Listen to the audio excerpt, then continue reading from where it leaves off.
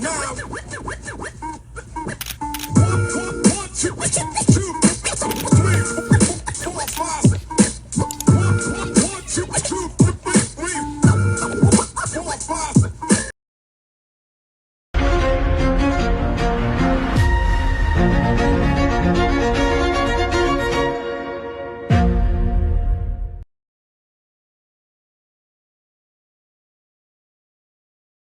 And I heard the comment I had mentioned about how we think it's not impacting us, right? When they're having conversations about people being stopped in the streets and taken and detained, they're talking about people losing their jobs, et cetera, et cetera. It is impacting us. Okay, so we definitely want to dispel that myth. It may not be knocking on our door at this second, but it will be if we don't act. Okay, so one of the things that we want to talk about is the consolidation of power by the wealthiest 1%. Now, we've heard conversations about who is in power and how our government is set up. We are looking at a power grab right now.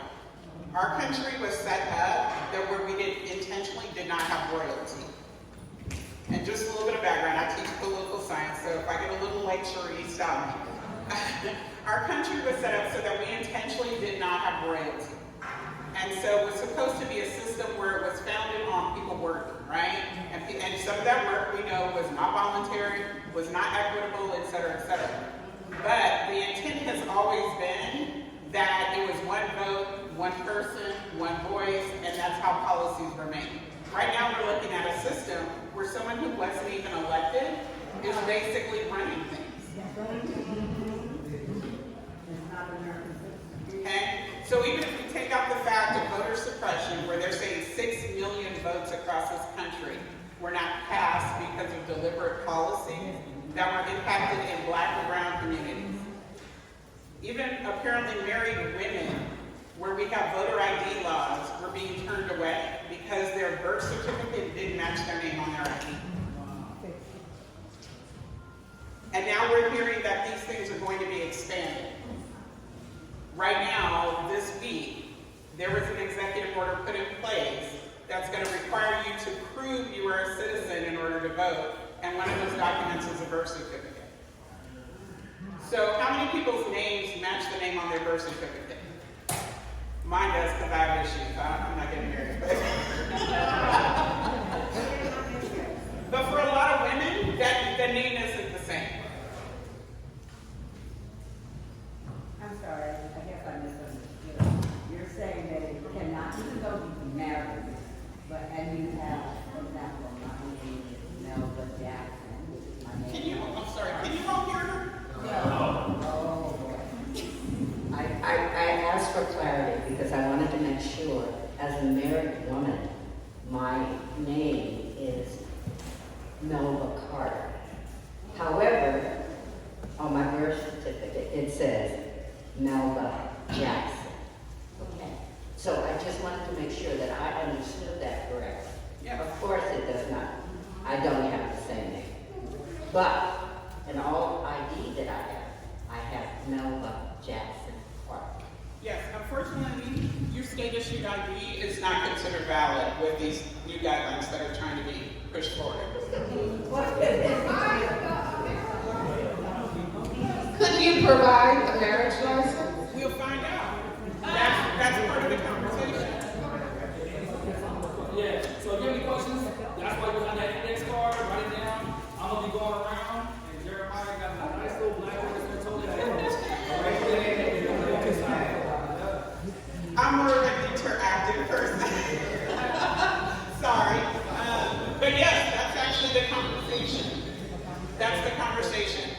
We're having a lot of executive orders put forth that the thought process they have not worked through the whole process, right? And so that's why we end up with all the chaos that we're dealing with right now. Okay? But yeah, most people don't know until they get to the polls, and then they're turned away. One of the other things that is being proposed with the executive order is that vote by mail has to be in by election day. Whereas most of the states that use vote by mail, you actually have, it just usually has to be postmarked by election day. So this consolidation of power is only going to happen if we let it happen.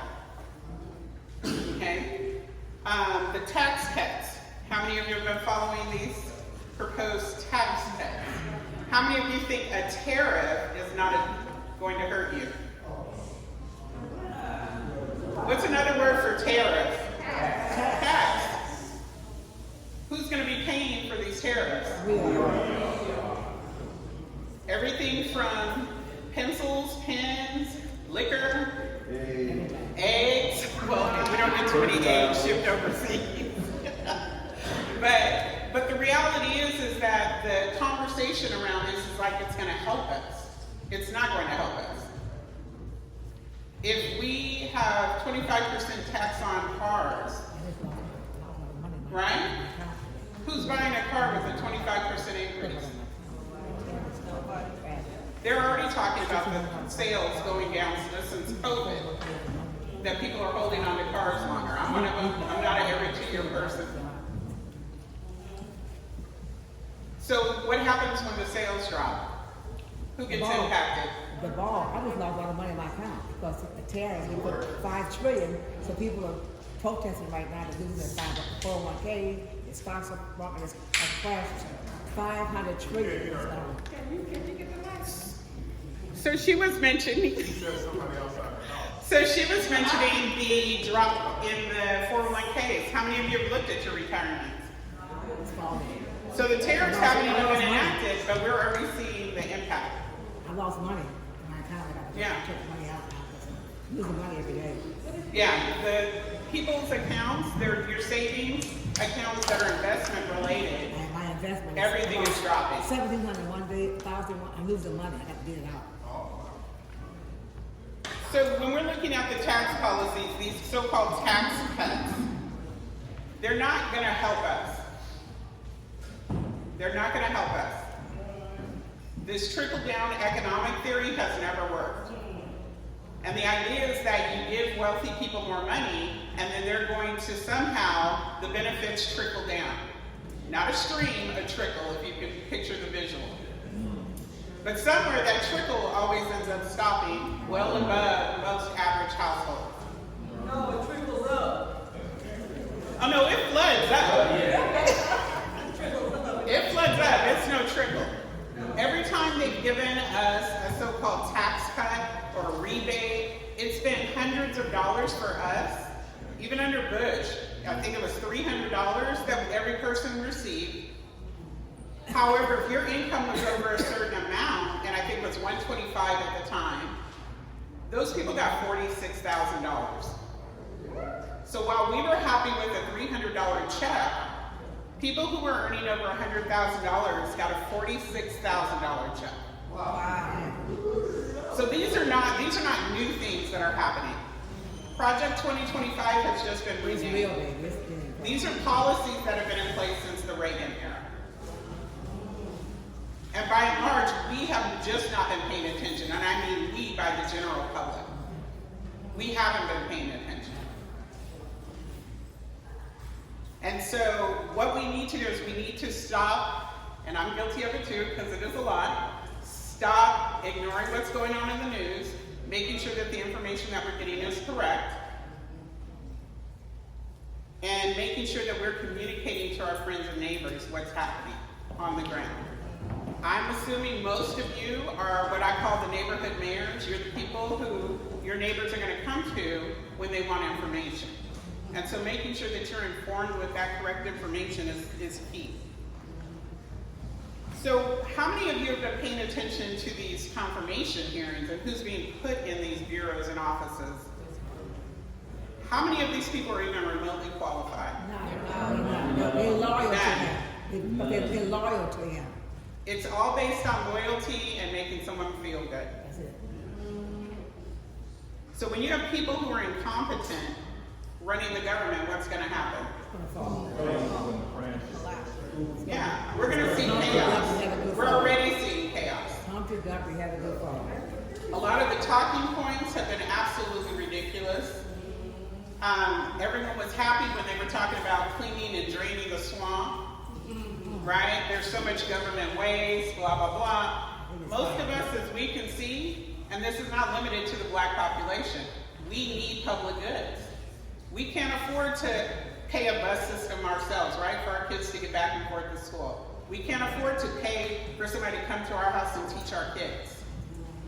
But when they talk about going back to the Gilded Era, that was how things were done. You had to be able to afford those things. The Gilded Era didn't work out for most of the people in this country. That's why there was the rise in labor unions, because workers were demanding a piece of the pie. To be able to not feed your kids after you go to work, and at that point an 8-hour workday was not even a realistic thing. People were working 12 and 14 hours a day to not be able to take care of their families.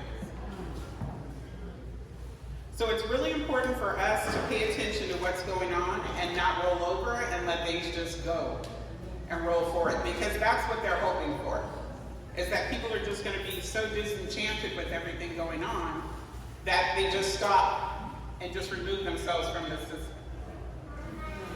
And when that happens, they're going to just keep pushing for things, right? All right, so how many of you have given to a political candidate ever? How many of you expect that candidate, once elected, to pay attention to what your needs are? All right, now multiply that times $1 million. So we need to be supportive of our candidates that are running on the principles that we need, and we need to be there to back them. And we need to have our voices risen up, so that these single checks, well, fortunately we have a lot of contribution limits here, but in a lot of communities they don't.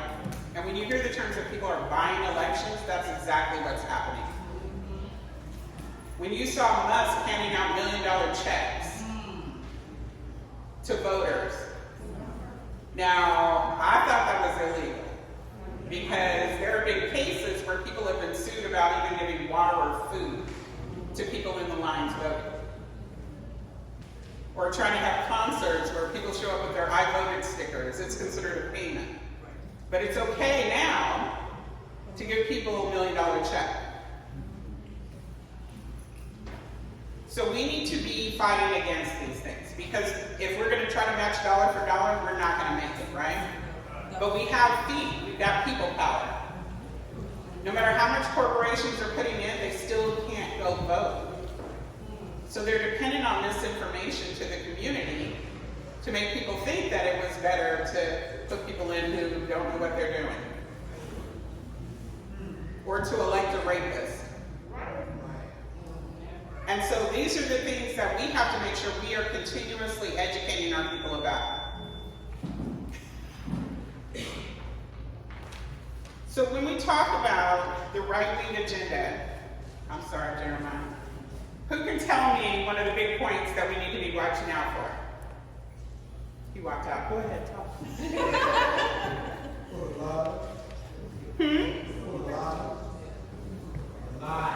Yes, definitely. We need to be paying attention and making sure we know the truth from the lies. I tell my students, if you can't find 3 verifiable sources, it's not true. Podcasts are not news. They're information, but they're not news.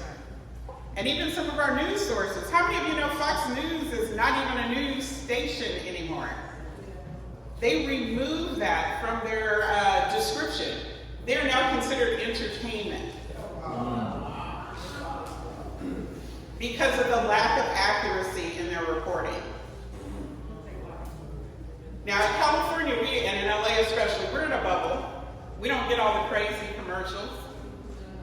We've got to go outside of the state to see all the crazy commercials. But you know, it's like we think these people are nuts. Why are they believing this? But they're being inundated, like flooded with this stuff.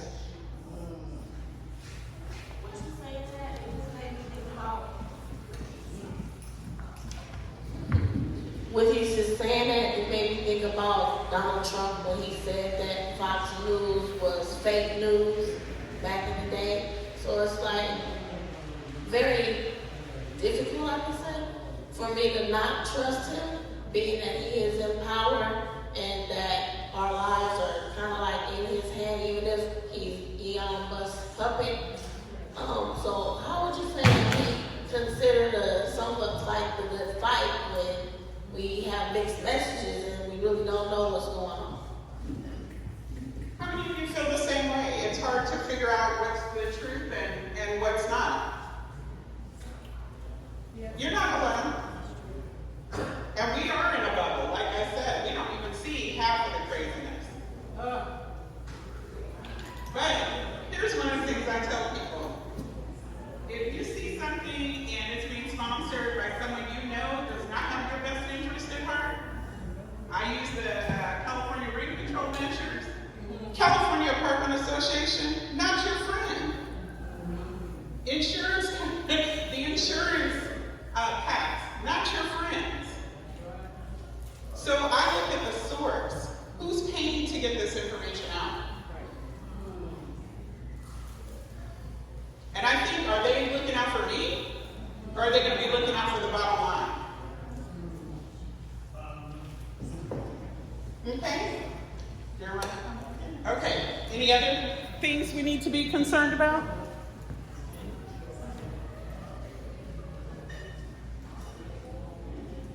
Nothing? I would say because something you saw during the election is really how. Because something you really saw during the election is really how Trump and Republicans and all that have been really trying to, get young men on their side. And you saw some of the messages they were saying, like, "Oh, we're gonna get back to the good old days. We're doing this and doing that." And look at history back in those days. It wasn't the best for both men and women. So I feel like that's something to look out for, like how they're really trying to, go after the young men that feel like hopeless or don't like to have a leader, try and basically corrupt. I would say that's what. I think I would agree with that. How many of you feel like there's a gender divide? Oh, yeah. This whole trad wife thing.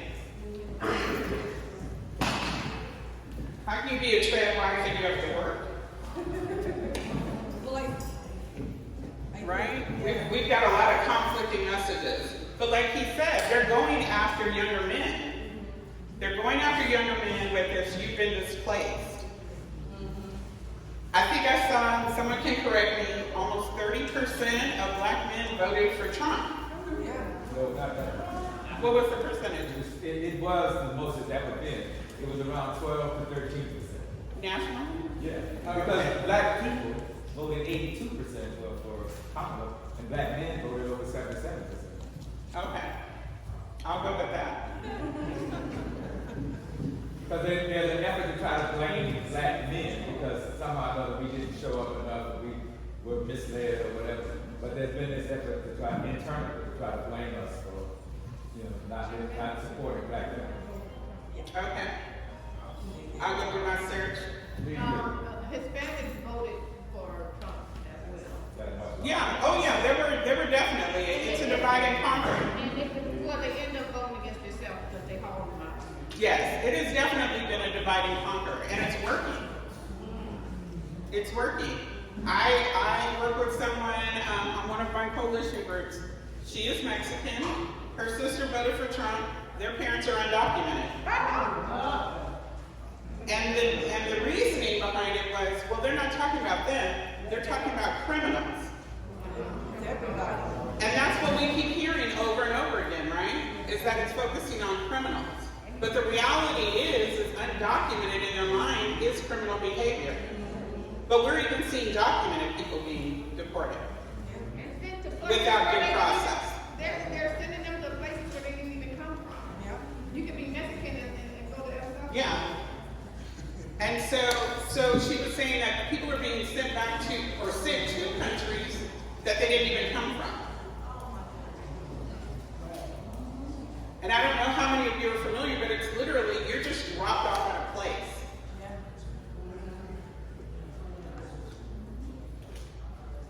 And I'm sure there's going to need to be work done on what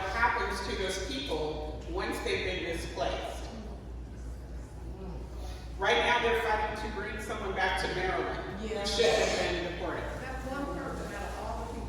Well, I mean, there's more than one person. There are actually quite a few, yeah. One that they're trying to get back there right now, but that's their father. Yeah, and they have until Monday news to bring it back. Yes. So when we are talking about all of this, some of the key things that we need to understand and that we need to focus on is, one, it's important that we not bury our heads in the sand. And so coming to meetings like this, getting information together, is really important for you to take it back out to the community. How many of you live next door to each other? So that's how many blocks of information we have right here? Don't minimize your impact. Okay?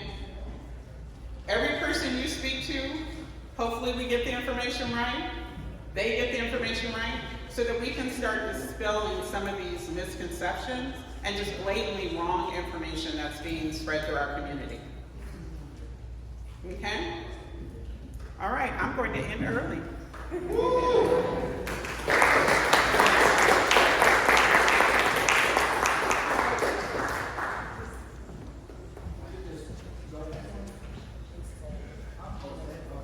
So we only really have one question. So the question, so the other questions that y'all had asked and gave to me, we do have a panel of lovely, intellectual activists in the community that will answer a lot of those questions that y'all had asked that I put in my bag. But one question for you is, where can we find out more about Trump's executive orders? Fortunately, they are available online. Every executive order that has ever been written throughout the history is available online. And the current ones you can actually check to see the status. Okay? So they are not hidden. In fact, even for our California state, like people talk about bills being passed in secret, you can find everything online. They are not hidden. Can you elaborate? Because I feel like with these executive orders, I've had a lot of conversations with our members in the community about how they're scared about those executive orders. So can you elaborate on like what's the status of those, or like how people can find out like how those executive orders are effective, if they do affect or not? Can you elaborate a little bit on that? Okay. So one of the things, a lot of people think that if someone writes an executive order, then it automatically becomes law. That's not the case. It's just like any other proposed law, it has to go through our legislative cycle, right? So they have to go through and they have to actually approve it. Where we are in a bad position is that right now the Republicans control the Congress. And so it's easier for things to be pushed through for him. But the courts are stepping in. We have checks and balances still in this country. No branch of the government has more power than any other branch. And I see all the time people like, who are the courts to tell me what to do? The courts. That's exactly who they are. That's their job. And one of the things I'm also noting, because we have a special person in office, public opinion. We see this flip-flopping back and forth, so it's important for people to raise up their voices. If you know people who live outside of California, it's even more impactful to get them to raise up their voices and start calling into their electeds' offices. I heard just the other day, yesterday I think, that a lot of the Republicans aren't even hosting their days in the district and town halls anymore because of the backlash. And that's the pressure that needs to be applied in order for them to start thinking about some of these policies before they put them into place. Give a round of applause to Andre.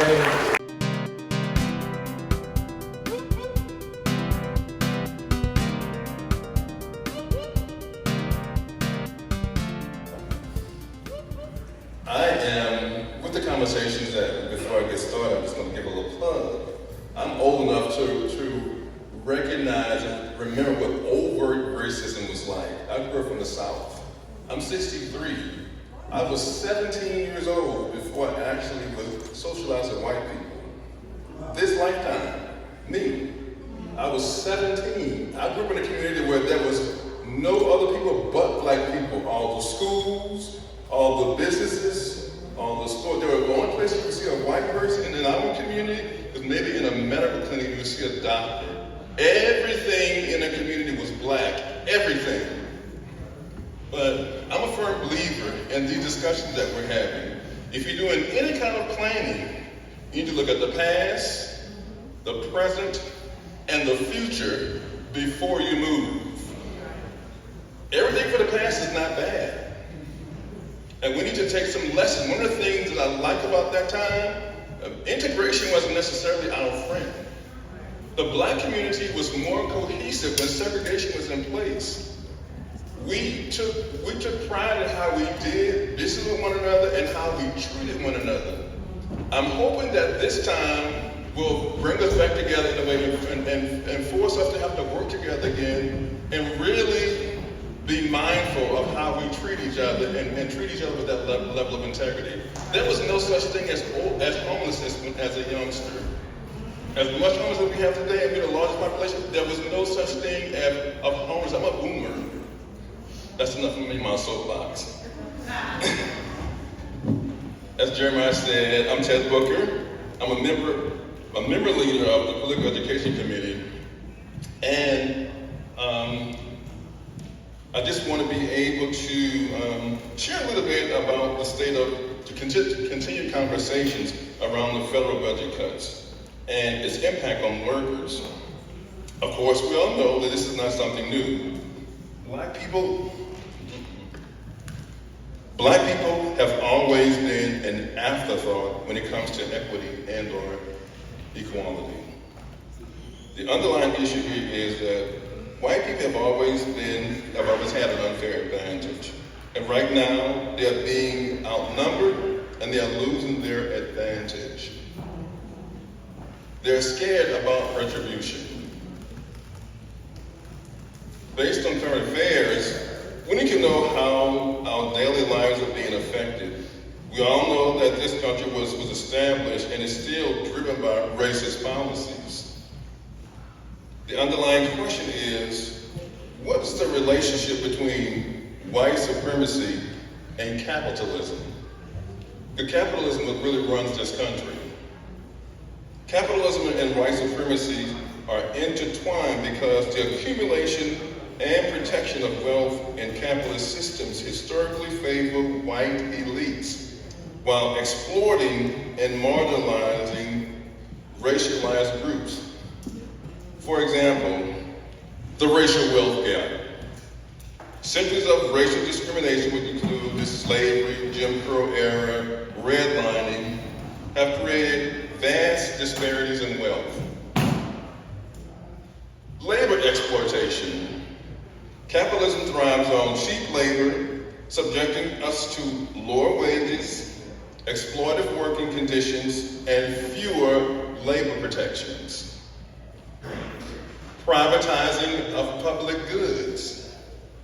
The prison industrial complex profits off of mass incarceration of black and brown folks. In California alone, there are 73 factories inside of state prisons. Going to prison, and whether on how you build it up, it's nothing but modernized slavery. That's all it is. Cultural capital and social networks. The social and cultural networks of white elites have facilitated their continued accumulation of wealth.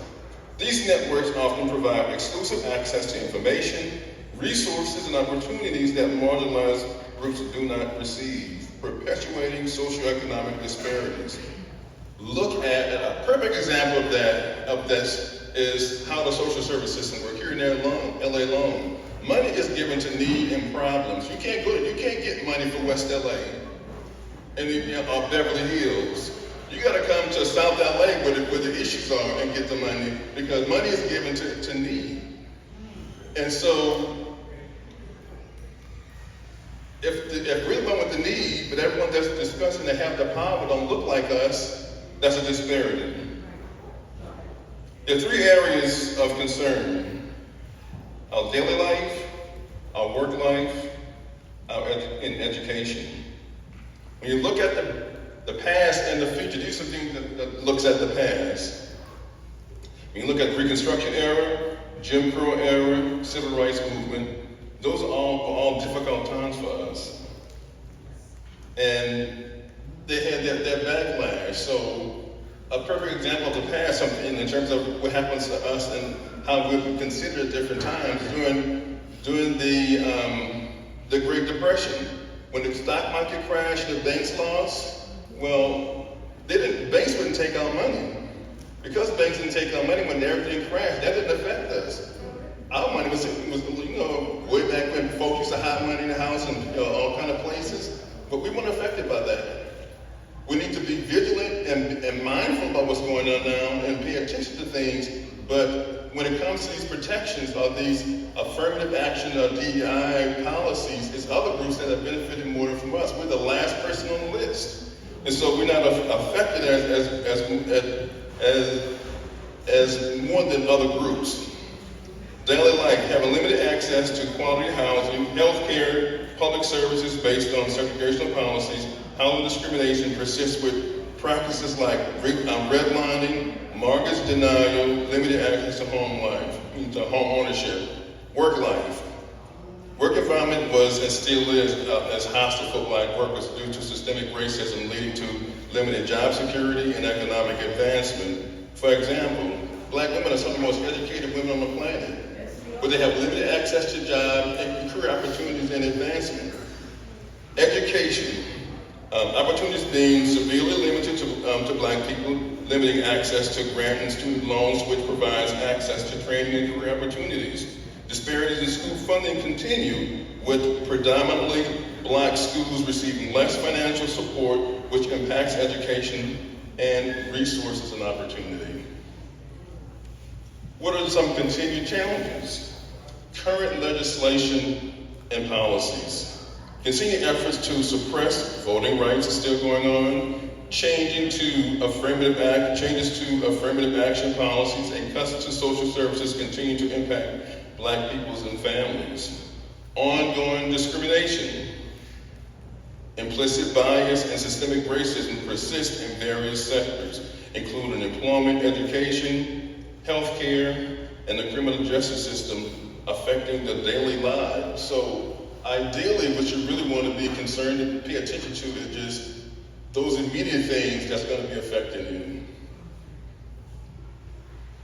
We've never had access like other groups have, but that have never prevented us from excelling. We're some of the most brilliant, resilient folks on the planet, and we've always been able to make a way out of no way. But the best way to do that is to do what we're doing today, is to come together, put our issues on the table, strategize on how to change our condition and stick with it, and deal with each other with that level of integrity. That has been our promise, that has been our success. We need to stick to the formula. That is the most important thing. So this is the place where you get your information from. You take that information back to your families, your neighborhood, and your friends. If you're paying attention, there's a consistent stream of information that everybody is saying with all the presentations. Pay attention to how you're personally being impacted, so just in case something happens where you're really impacted, figure out a way how to get around that to be able to continue getting the resources that you need and to get the services that you need for your families and friends. Pass the information on. That's key. Those are the things, and stay informed. One of the most important things at this point in time is to be vigilant. Folks in the past, they paid attention to everything because our lives literally depended on it. And we're getting back to that point. The thing that's most concerning is how some folks have been, since Donald Trump has been in office, some folks have been, and they're trying to go back to overt racism. Some folks that are racist are feeling empowered to think they can just say whatever they want to say and think there are no consequences. So, as a personal little success to me, I love to see in social media, but some folks, from old folks, feel like they're empowered to say what they want to say, and they say it, and then get the taste slapped out of their mouths. Because we're not at the same time. It's not like when I was a kid where there was an unfair advantage with the system as a whole, where you can do whatever you want to. Overt racism says you get what I want you to have, you speak what I want you to speak, and there is no recourse for you, because the majority is that's what they're trying to do now. The majority of all these places of influence where decisions are made, so if something does go wrong, because they're in these key places, they can undo or pardon each other. That's not the case, like it is today. So, as a person, something I don't mind seeing. I love to see when folks when they get the taste slapped out of their mouths behind thinking that they can say whatever they want to say, and there's no consequences no consequences for their actions. Pay attention. Look out for your family, brothers. At this point in time, we need to. During my era, we were taught to be priest, providers, and protectors. And one of the things that we all need to be is protectors. Protectors of the race. I'm off my soapbox.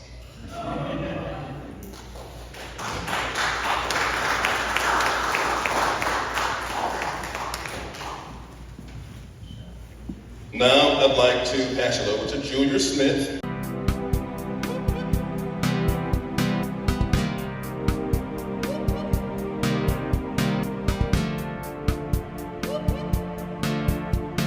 So this first question is for all three of you, and I will start with Ms. Nikki Akuk. To ground us, what are some of the most urgent ways you see today's political climate impacting Black workers on the job and in our communities?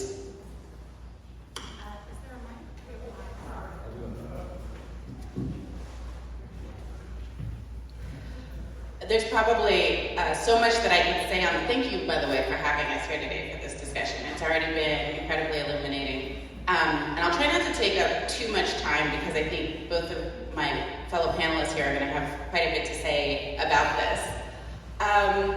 But I'm going to start from a personal perspective, but I would like folks to think about the way that this probably applies also to all of you. One of the first people in my family to get a college degree. My 20-year repayment plan was up to be forgiven this month, and that's not going to happen, right? Because of an executive order to shut down the Department of Education. So we're now stealing wealth from a Black family who was really trying to use the education system as we were told it would work to advance our personal financial well-being. As you mentioned, I work in climate.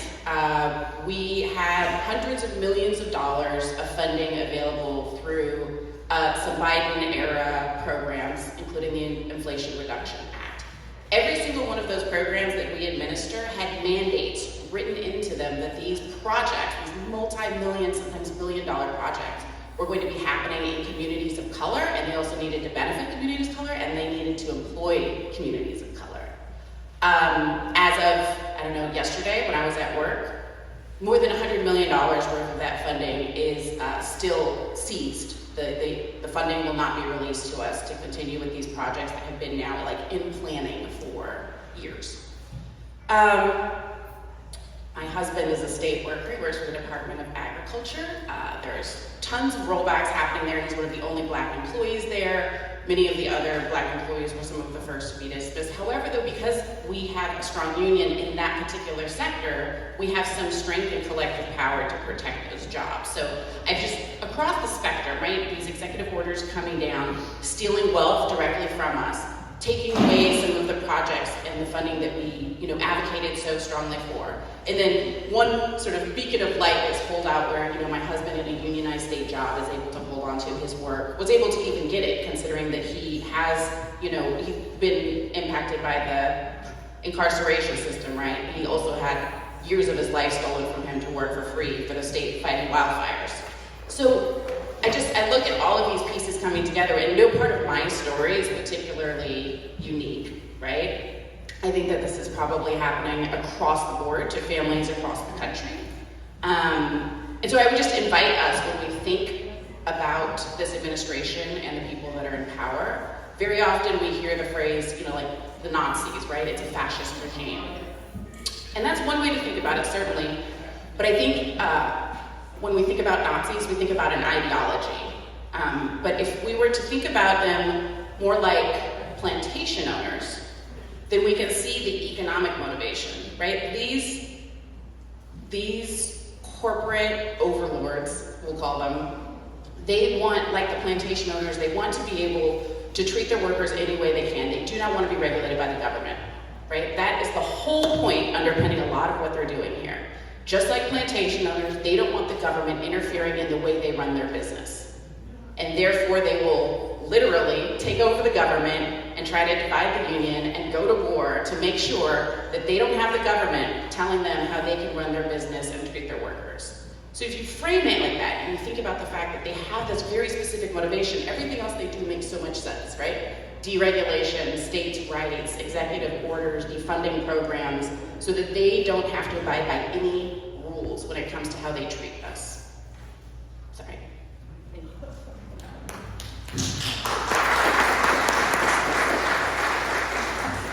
All right, hey, how y'all doing?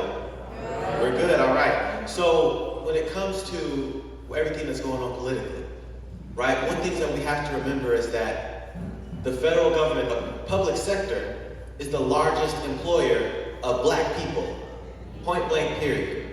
And so when you talk about eliminating the public sector, you're talking about eliminating the largest employer of black people.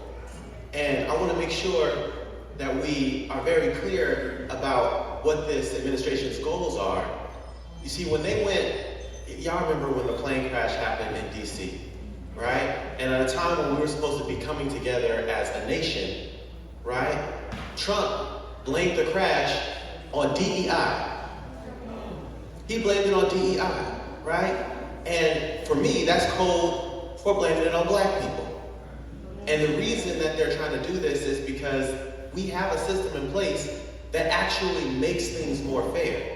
See, they talk about, you'll hear them talk a big game about bringing everybody back to meritocracy, right? But within the federal government, you already, the whole point is to make sure that people are hired and fired and disciplined, not based on their identity, but based on their ability to do good work and do good work well, right? And so when they talk about getting rid of meritocracy, what they're really talking about is saying, hey, black people don't deserve these jobs, even though they are already proven that they have been good enough to attain them. Right? My department, I'm with the union that's fighting back against Trump, that's on the front lines. We're the American Federation of Government Employees, so we represent the federal workers, such as the TSA workers. We represent the people who are at Social Security, processing Social Security checks. We represent the people at military bases, the doctors and nurses and technicians and staff at the VA hospitals. That's who we represent.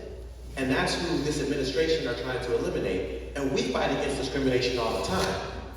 Don't let any of the statistics that you see out there fool you. When it comes to fighting discrimination, particularly in the equal employment opportunity process, you'll see statistics posted that say, we don't win a whole lot. But the reason that you see those statistics is because most of the time, they settle. We take them on, and we show them, hey, y'all egregiously violated this person's right. Y'all discriminated against this person because of the color of their skin, because of their ethnic background, because of their sex, because of their gender. And we prove it to them, and instead of us going all the way through the courts, they say, hey, let's just settle this now so that we don't have a big blow up that happens later on. And when we settle, right, a lot of that goes under lock and key, but you need to know that we settle all the time, right? And so when it comes to some of the things that they're trying to do, one of the leaders in this administration, right, his name is Vaught. He's over the Office of Management and Budget. And this guy was caught on video, publicly speaking, saying that when it comes to federal workers, he wants to make them wake up and not want to go to work because they're increasingly viewed as the villains. He said he wants them to be put in trauma. That's what he said. We caught him in HD. And I don't know about how y'all feel, but anybody who has a specific goal to traumatize and villainize is evil. Can we say that? It's evil. Right? Like, we don't have to sugarcoat it. If your goal is to traumatize and villainize, that is the goal of the enemy. Some of y'all know what I'm talking about. And so, one of the things that we have to do, or we have to know, is that right now they're coming for us, they're coming for our people power, because we've been collectively winning for decades.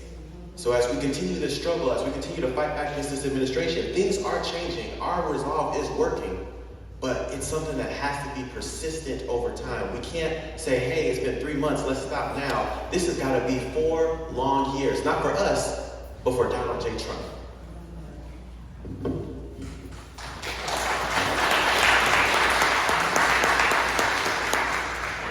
First, let me thank you. I have a long history with the LA Black Workers Center going back to 2009. And one of the things I want to remind you of, that when the Black Workers Center was first started, there was pressure from funders and others to not call this the Black Workers Center. The pressure was, why don't y'all just call yourself the South LA Workers Center? But Lola resisted that. And insisted on calling this what it was and what it needed to be, the Black Workers Center, because Black people didn't have a voice on the job. And so, and all the information, all the statistics and everything supported that. So I have a long history here. One of my best memories, one of my best times was as a senior advisor here and being able to work every day with Sherry Bell.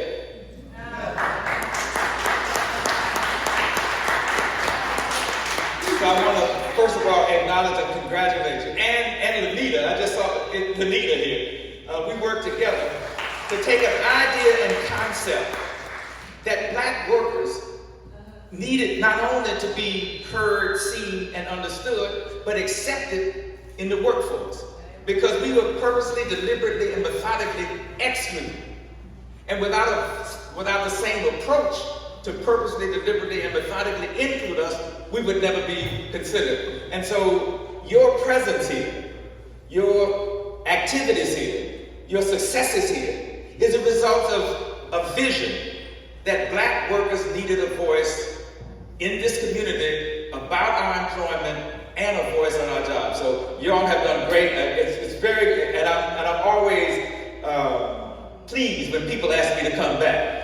Because it brings back those memories to me of how we got started, why we got started, and connects to your successes of today. One of the things that was not mentioned about me, I'm the National Field Coordinator for Black Lives Matter Grassroots. And we took a simple statement, Black Lives Matter, and turned it into a movement. And one of the things that we said in the beginning, and you will remember this, we wanted to build a movement, not a moment. For this very reason, because white supremacy, that is the belief that white people are the definers, the determiners, and the decision makers about everything good for themselves. Connected to racism, the denial and deprivation of a people's history, humanity, and right to freedom based exclusively upon race, we knew, and we got started to end state-sanctioned violence, socially, politically, and economically. We knew then that what exists now, while it wasn't in your face, it was, and what's happening now is in your face. But it can only happen if there haven't been centuries and decades of support for it. This could not happen out of thin air, or just happen in the last 4 years, or because the price of eggs were too high. It is grounded in white supremacy in this society. It is formulated, supported, and advanced by the position, belief, and understanding and acceptance of white supremacy. And so what we see today is an effort to erase, to deny and dismiss our presence here, our contributions here. And Kendrick is right. That whole DEI thing is really just anti-blackness covered up in another way. That's all it is. And if you look at what is happening now, and what this whole MAGA thing is they want to return to a time when the only real Americans were white Americans. And you hear that now. The people who are being chased and deported, we have otherized people in this society. We made people other. The other is they're not white. And so if you have that belief, and one of the things, and Kendrick, I'm going to ask you to either close your ears or not throw up, because Kendrick and I'm lucky enough to be able to work with him. He is the professor at the UCLA program, We're Gonna Be All Right. I've been working with him for the past 3 years, and he's heard me talk about the four things that black people have to deal with: white supremacy, institutional racism, individual bigotry, and mass denial. The mass denial don't even exist anymore. They don't even deny it. They're just like, yeah, I'm racist, so what? And I'm gonna be racist, and we're gonna make this country white again. And so what you see is a continuation of the foundation of this country. What you see is the continuation of the beliefs in this country. And what you see and accept today is the belief that this is a white people's country. And unless we fight back, unless we fight forward, unless we raise our voice, today at 4 o'clock, I'm gonna join people down at the park, because there's that 50-51. We have to raise our voices. The brother here, Ted grew up in the South. Ted, I'm 10 years older than you. So this means I was born in 1948. I grew up in a segregated society where the law, the practice, and the customs reinforce your second-class status. If we don't, and one of the things that is happening today is many whites in this country were offended by what happened in the 60s and have struggled mightily to overturn, and eliminate what those successes are. So what you see today is an effort, first of all, connected to the foundation of this country. Second, connected to the beliefs of this country. Thirdly, connected to the culture of this country.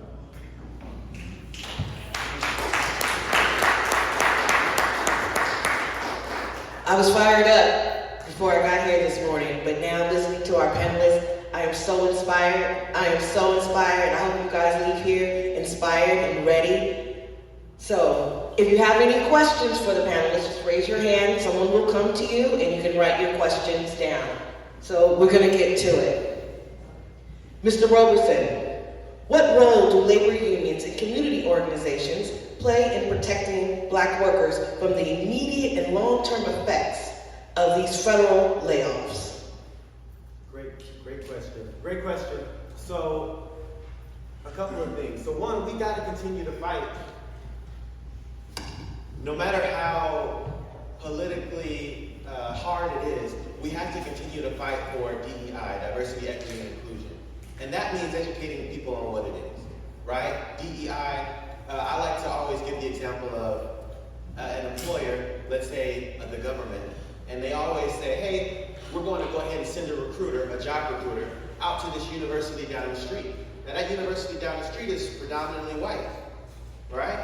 And so, because that's where they're sending the recruiter, most of their recruits are going to be predominantly white, right? So then DEI says, all right, well, why don't we go ahead and send the recruiter over to the HBCU a little bit further down the street, and so that they can still compete for jobs. And if they are the best candidate, they get the spot. But you've now expanded the opportunity to more people, because you can't take advantage of an opportunity that you don't know about. Right? And that's how we like it. Not that we're giving spots or jobs to unqualified black people. That's not what it is. And that's where the education piece has to be. But beyond that, we also have to continue to fight in several different venues. We got to fight in Congress. We got to fight in the streets. We have to fight in the courts. Right? Because when we're talking about what's happening with these layoffs, we're actually undermining critical services that we actually all rely on. What's going to happen when federal workers stop inspecting your chicken? What's going to happen when federal stop testing the kidneys of cows to make sure that the milk is safe enough for our families to drink? What's going to happen when Social Security stops processing Social Security checks and sending them to people who need them or rely on them? What's going to happen when the VA stops training 7 out of every 10 medical doctors in the entire country? Right? If all of these things stop, the American people are going to get burned. Right? And that's something that we have to do. See, America, they've been so confused and in the dark for so long that they are mistaking candlelight for sunlight. Wow. And like moths drawn to a flame, they are about to get burned by this administration, and that's why we have to fight back. Like I said, we have to fight back in Congress, we have to fight back in the streets, and we have to fight back in the courts. And what is the phrase? When we fight, we win. When we fight, we win. Now check it out. We've been fighting in the courts. And you might have heard a few weeks ago, the Trump administration decided that they were just going to randomly fire all the probationary employees that the federal government had. So we're just going to fire them en masse for bad performance. Now keep in mind, a lot of these people who they fired were people who just got a promotion because they did such great performance that they were now in a new job, and now they're in their new role, and so that's a probationary position while they start their new role. And then they were fired, right? And then people will callously say, oh, they could just find another job. But wait a second. You just told everybody that they were fired for bad performance. How hard is it going to be to get a job when you tell people that they were fired for bad performance and you got no idea what their performance is even like? Right?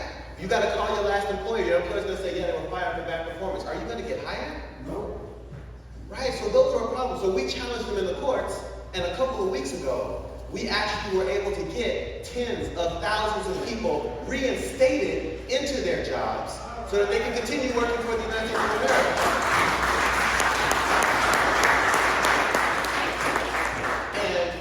And when this administration started just, 100 days ago or somewhere in that range, right? Just when this administration started, people doubted that we would ever have a Republican that would support the federal workers, that would support the work that we're trying to do. They doubted that we would ever have a Republican help us.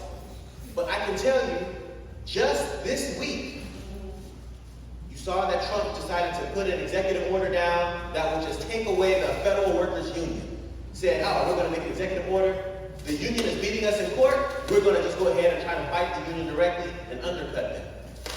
Well, Republicans and Democrats in Congress have actually come together and introduced bipartisan legislation, H.R. 2550, House Resolution 2550, that literally would go against the executive order of this president. And I say that because this happens because I think Andrea was saying it earlier. These Republican members of Congress are under pressure. We're showing up to their town halls. We're calling their offices. We're rallying.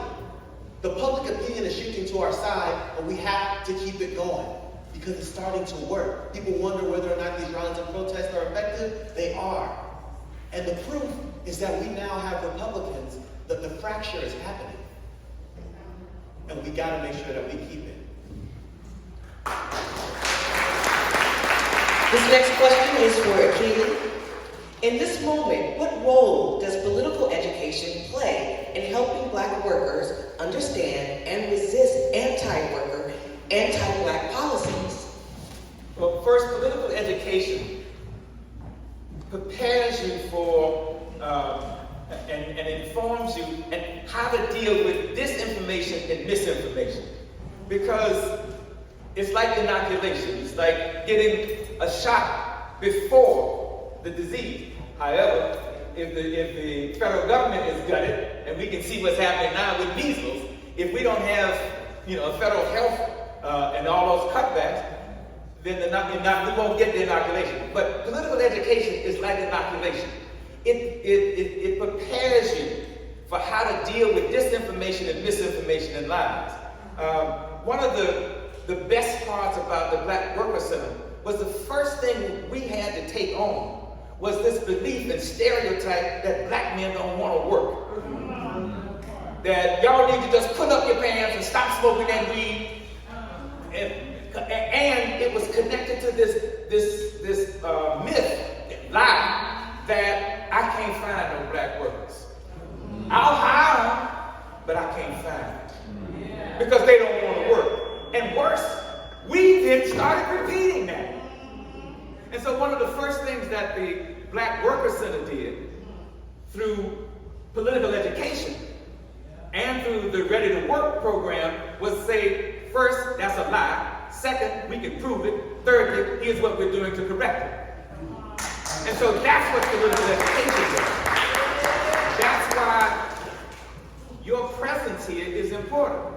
Because if you believe the worst about us, and that's what's promoted about us, that all of our children are either gang members or former gang members, that every man in here has run from work and is some baby, and some daddy's, or some baby's mama someplace. If you believe the worst about us and you promote that, and that gets believed and accepted, I talked about those three things. White supremacy, institutional racism, individual bigotry. That individual bigotry is willing to believe the worst about us. And so and the three are connected. You can't have the institutional racism without the individual bigotry supporting, saying, you know, them people, they just criminals.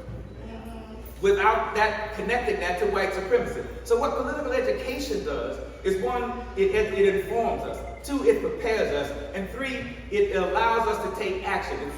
The preparation should prepare us to take action. One of the best campaigns that I worked on here with the Black Worker Center was Sherry Bell's campaign, Do You See Us Now? Because we were invisible in the workforce. We were invisible in the workforce. And that whole campaign grew out of, well, her going to the thing with Jan Perry that y'all went to, Sherry. She came back with a program because she could see that black workers were not seen. There's a bad joke, and I don't like to repeat it, but where's the two places you can't find a black man? At a hockey game and a construction site. And so Sherry came back with that idea about we need to be seen. And so she started this and supported this campaign of Do You See Us Now? We would literally go to these construction sites in the morning and count the number of black people on this red line, on this transit line. That's what we had to do. But that grew out of political education.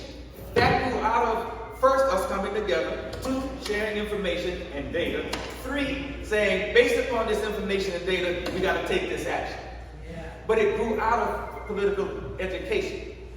That education prepares us for this fight. That education says clearly who your opposition is. That education says what are some things that we have to do. And it is grounded in two things. What we have done, what we can do, and what we will do. So thank you.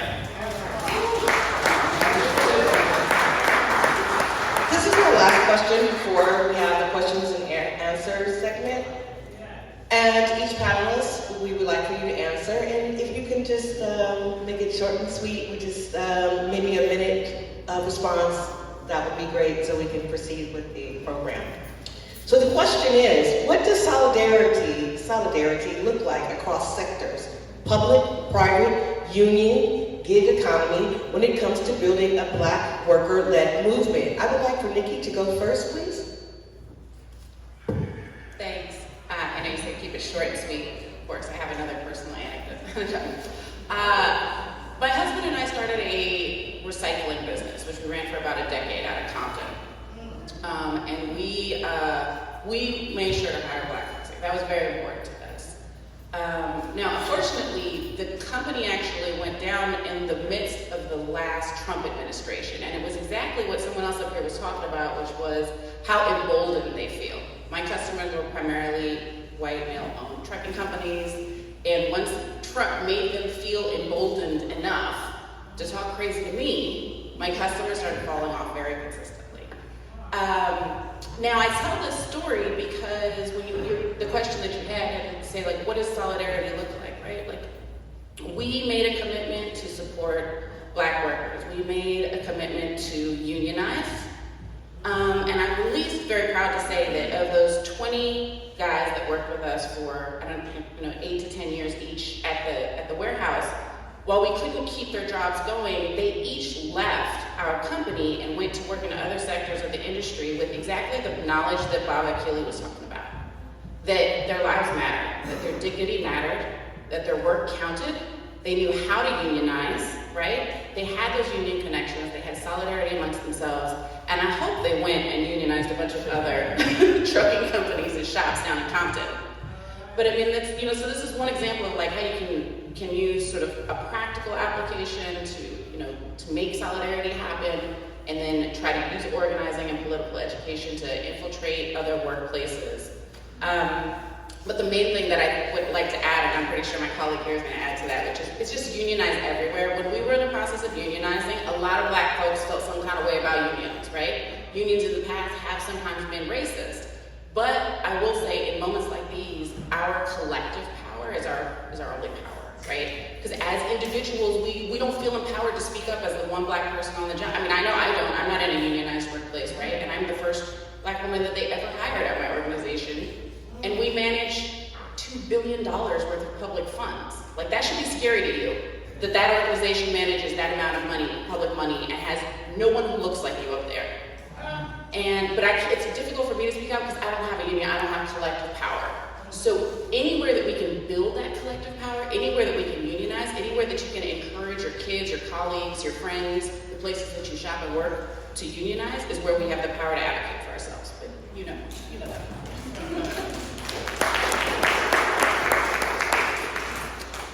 2 quick things. So first, just to go back to what I was saying earlier, like she was talking about, there are times when you feel like, I don't want to be the person to speak up, I don't want to be that Black person that screams out discrimination.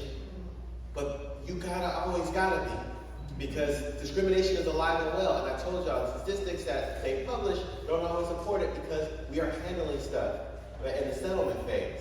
But discrimination is definitely alive and well. We put managers through training almost every day. Mandatory training because they were engaging in discrimination. The second thing, can I be real with y'all? Keep it real, right? Be real, son. All right. So I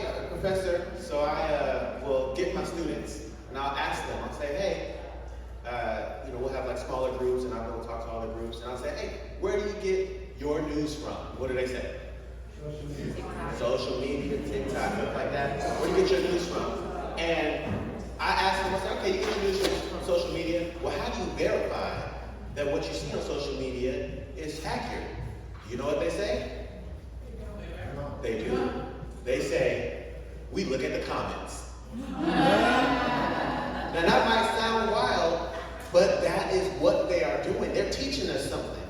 And if that's where the battle is being fought, where do we need to be? We need to be in the comments. Say in the comments. And that means that we have to be educated on these topics. Don't be in the comments embarrassing us. Get in the comments with the knowledge and the information that you need and fight back. Because that's where a lot of people are being convinced that we are unqualified. That's where they're being convinced that we are less than. That's where they're being convinced that everything that Trump is doing is the right thing. When in fact, it is wrong. So we got to make sure we're educated, and we got to make sure we're fighting the battles where the battles are at. Thank you so very much. This will conclude our discussion, but we're going to move on to questions and answers. I have a great question. I think it's great for you, Keely. Some people have said that Black people did their job in this last election. So we don't have to protest now. We deserve to rest. Let the others do the work. And what do you think, Achille? Well, thank you so much for asking that question. I was on the radio this morning with Chris Smalls.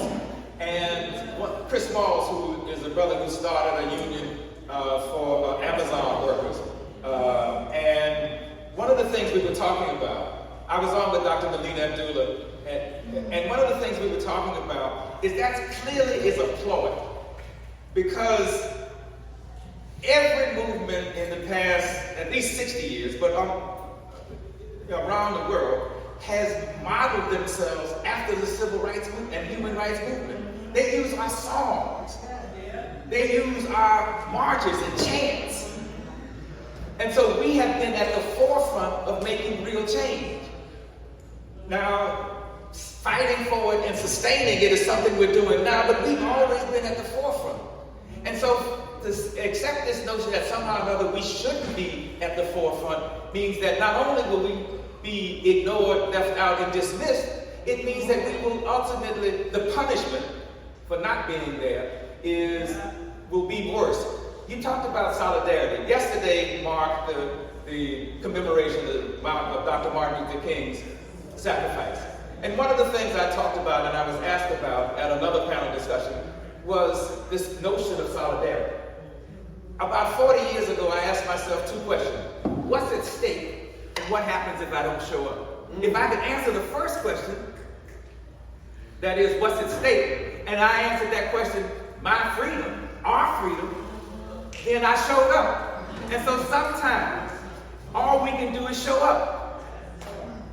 Do what you can, when you can, while you can. Change is not made in the society because it's a good thing or some enlightened people come together. Change is made because power has been challenged.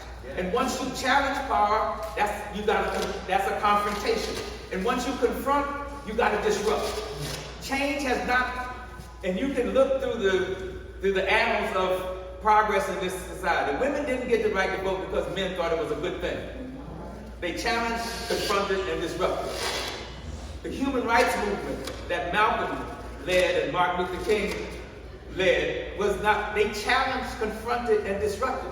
So we got to be there. Our voices have to be heard for two reasons. One, if we're not heard, we're dismissed. Secondly, if we're dismissed, we're left out now. And we fighting. So you know what it would be like if we wasn't fighting at all. And so we have to show up. We have to, if nothing else, and a lot of times all I could do was show up. All I could do was just show up. Because I asked, what's at stake? And you just heard what's at stake. If you ask yourself that question, what's at stake? And then the second question is, if that's what's at stake, what can I do? And sometimes all we can do is just show up. The fact that you're here this morning is an indication that you care, understand, and believe enough that your presence is meaningful. Your presence is impactful. Your presence has an outcome. So we have to show up. We have to be present because in a society that seeks to erase black people and is doing so now, if we don't show up, we will be erased, denied, and dismissed. Sorry, it's always so hard to speak after Bob because he's so fired up. But I just wanted to put sort of two things we heard today, right? You said this morning that the public sector employs the most black workers, right? The other thing that we should know when Trump and Doge went out and said they were going to get rid of all of these federal employees is that all the federal employees, right, that we've had, they have not really increased since the 60s or 70s, which means, right, the U.S. population has grown enormously, and our federal employees have not increased that many, right? So, and it only represents 4% of our budget. So when you know those things together, right, you know that it only represents 4% of the federal budget, which means getting rid of them doesn't really have a bottom line financial impact to the budget. But they employ the most black workers. What can you extract from that? The entire process is attacked on us specifically, right? It has nothing to do with the budget, right? It has nothing to do with the budget. All they're doing is going directly after us and the wealth that we've accumulated over generations. My mother was with ASCII, right? Being a union worker was what made me able for me to go to college or start my own business. So as soon as we start eliminating all of these government, everybody in here probably has an auntie who works at the DMV, and she was like the first one in your family to buy a house, right? Like, government jobs give us financial access and the ability to raise our children in a way that we weren't able to live ourselves. And when they say we're going to clean up the budget, it's only 4%, but it represents represents a huge amount of black workers, you can take for sure that that is a personal attack against you. And so your question was, you know, what do black folks have at stake? Like, why do we have to show up here? It's because they're coming for us. Like, it's intended entirely against us.